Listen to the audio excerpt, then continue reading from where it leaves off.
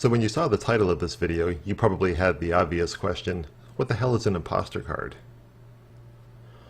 Well, what it is it's an optimization technique that you can use for skyboxes or stuff that's kind of far away or stuff that's even medium distance away but might be only cast in silhouette. It's a cheap way to make your world look more complicated than it is. So the best analogy that I can come up with for this is matte paintings in films. You know, you've seen the old Star Wars documentaries where they had the matte painting in the background of the scene, so the world looks huge and expansive, but really it's just a plane of glass that some guy painted on.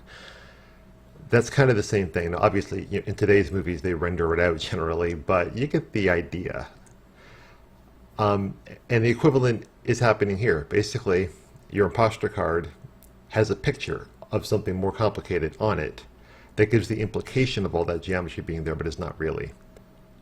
I think I'm overcomplicating it by talking about it.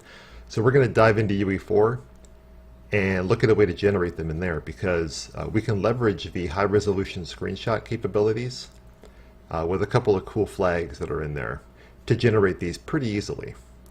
Now I'm going to use my Crumbling Ruins mesh set that I have in the Emerald Marketplace to generate these examples, but obviously you can do whatever you want with them. This is just to give you the seed of the idea so you can roll on and do whatever cool tricks you can think of.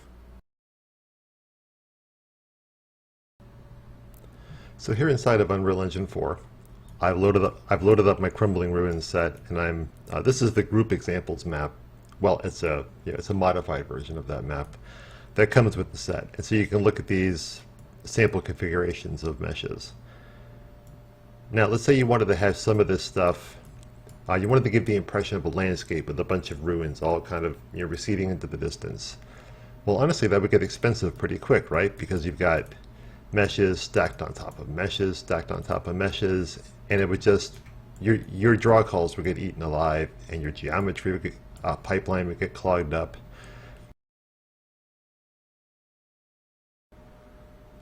So for our example purposes, we're going to generate an imposter card for this round portal looking thing that's part of the examples. Now, to get a correct screenshot for this, there's a couple of steps. Basically, we need to take a high resolution screenshot of this, take that over to Photoshop, put it onto a texture, make sure it's a good size and everything, and then make a mesh in our modeling application that's UV the correct way. But we'll get to each of those steps. First step is the screenshot.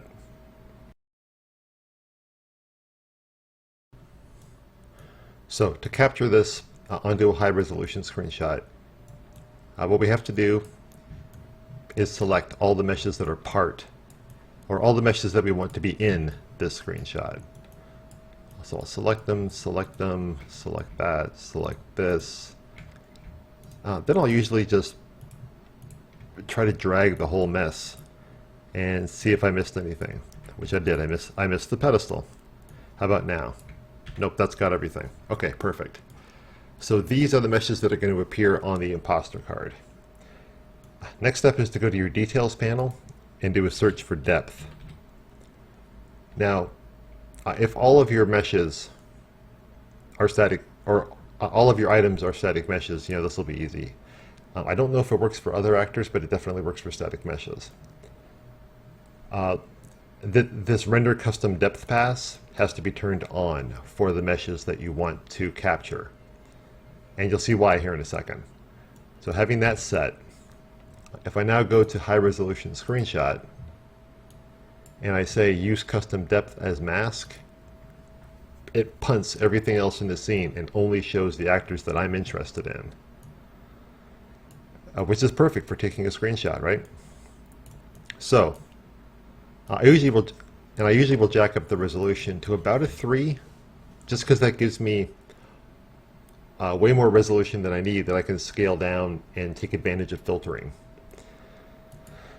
So there's a few things to be concerned about here. The main one being your angle.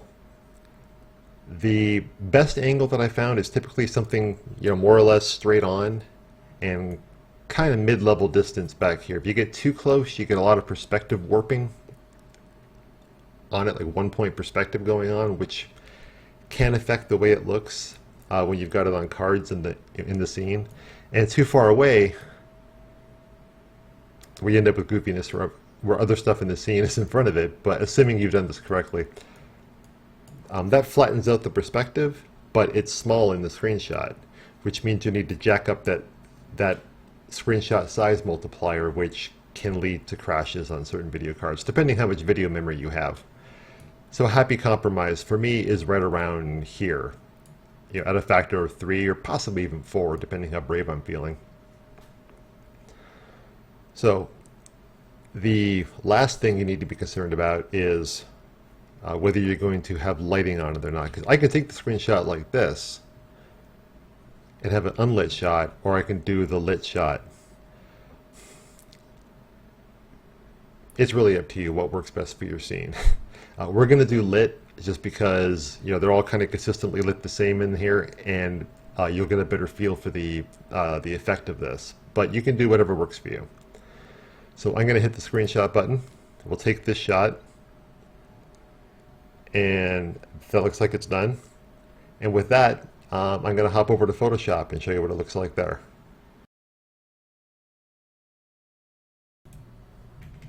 So here's that screenshot loaded up inside of Photoshop, and you can see we got exactly what we wanted. We got a lit screenshot that's masked, and we can do whatever we want with it. Now the resolution on this is, you probably can't read it, but it's near 5,000 pixels. So clearly we have some reduction to do here. So what I will typically do is just grab a 1:1 square ratio on my my crop tool, and we'll crop it down as close as we dare. Say something like here. Crop that out. Then I'll resize this image. Let's make it a 2K texture. 2K square, that'll give us lots of resolution on this thing. And it's scaled down, and so we got a little bit of aliasing around the edges, or anti-aliasing, I should say, for free. And really that's about it. I'm going to save this out to a PNG. We'll import it back into UE4, and then I'll show you the simple setup to make this work.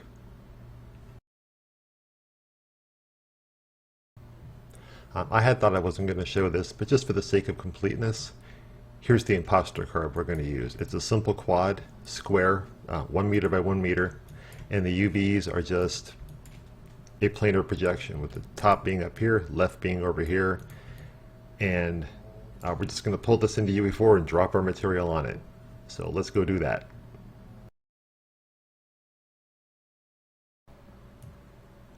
Okay, and back in UE4, I've imported our mesh and our texture. So we're just going to make a real simple material. And imposter, pull this up, and we're going to make it masked. Pull this texture in. Now you'll see all we need to do is hook this up to the base color and hook this up to the opacity mask. And when you jump into the square, you can see we've got our imposter. Now clearly you can see there's no normal map or anything on it. That's par for the course with these.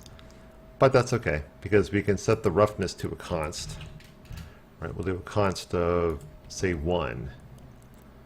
So it doesn't try to get... Yeah, there you go. The lighting won't hit it too bad now. But it will take a little light if something hits it. And you can play with other values depending on what you need, obviously. So let me compile that. Pull up the mesh that we built. Oops. Throw that material on it. And so when this figures, now when this gets done, there we go. There's our imposter. And we can stick this off on our skybox to have the illusion of a much more complicated world going on, but at far, far less drawing cost. So to show this in practice, if I throw the imposter card in here, spin it around so we can see it. Now obviously it's tiny here. Oops, but that's okay. I hit the wrong hotkey there. Let me go back and find it.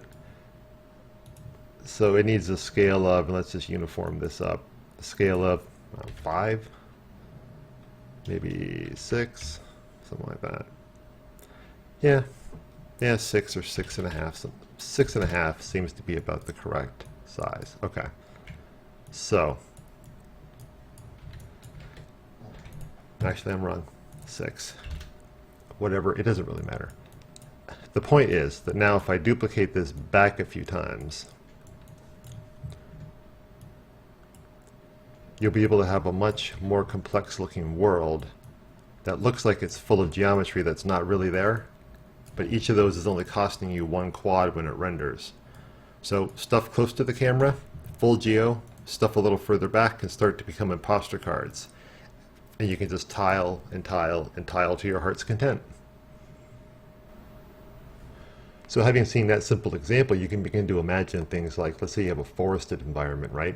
And the player can only get up to this fence line or something where they can look beyond. And the first couple rows of foliage or maybe meshes, but then beyond that, you start to tile up your imposter cards. And as they recede back in the fog, you get this sense of an endless forest, but it's not that expensive to render. Now, having watched all that, are there drawbacks? Yeah, of course there are. There always are.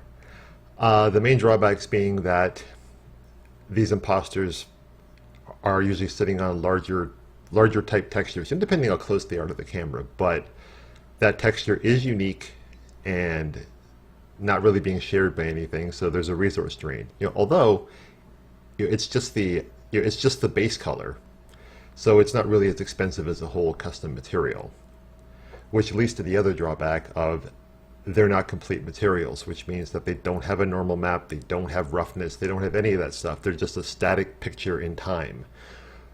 Which works fine for stuff that's kind of far back and hidden behind fog, and maybe it's behind a few trees and that kind of thing. But it is something to keep in mind. So I think that's all I have to say about that right now. So go forth and have fun with it. Thanks.